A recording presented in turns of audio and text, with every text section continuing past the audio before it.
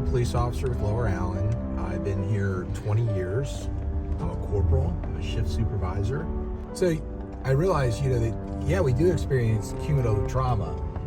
There's calls I go to now that I remember other calls, and I react certain ways based on what my experience was with those prior calls.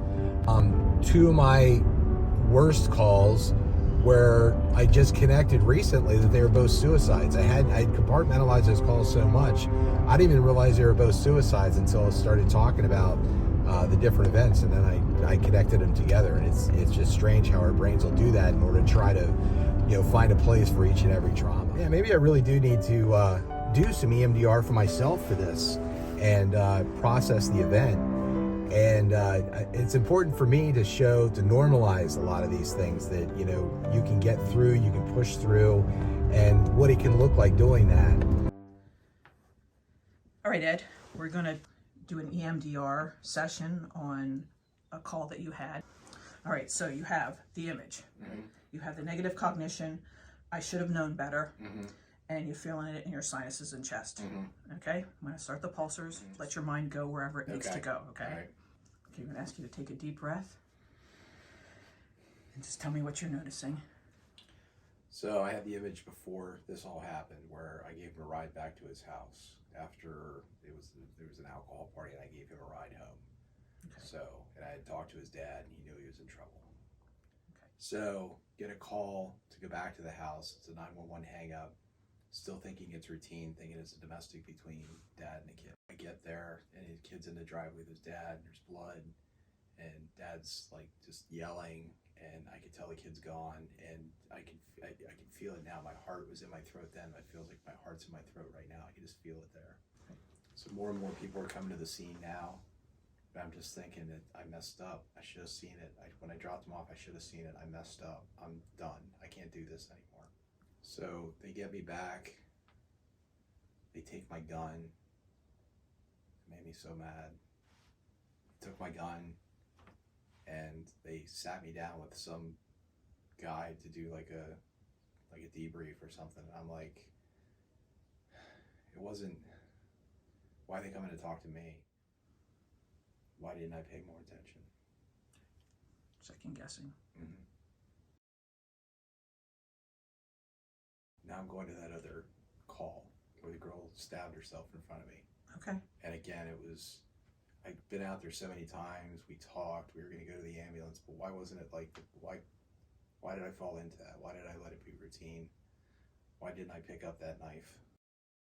Seeing door slammed in my face. What's going on the other side? Okay. It's more than one occasion now. Go ahead. Yeah, just these doors slamming in my face, and then just trying to just crush through them. Okay, trying to get to her. Yeah. I'm too late again. The damage is done. She had already cut herself. I was too late. I didn't react fast enough. So those two calls are very connected for you. They were both supposed to be routine. Yeah. And they were both times you felt like you were too late. Mm-hmm. So I was too late. Yeah, I should have seen it. So I've seen it change since then. I thought it was something else. I thought that I didn't want to let things bother me. Mm-hmm. But I'm thinking now that it's that I don't want to close something off. So these calls I've had are part of me. They suck and they're shitty. But subsequently, as a supervisor, I've been to these calls also. Same call, suicides, people hurting themselves, tragic situations. And being that person that can check in with their people, see them for them, worry about the dotted I's and crossed T's later. So when you think about that in that way, and we look at those doors that have been shut, you're constantly keeping them open. Mm-hmm. See where that takes you. I can't fix the past. I can't change it. But where I can do better is in the present. Having gone through things, I just thank God that it's made me this person rather than going the other way. It's made me care more. Those hard situations, those difficult situations, pain I've seen, pain I've caused, it's made me better.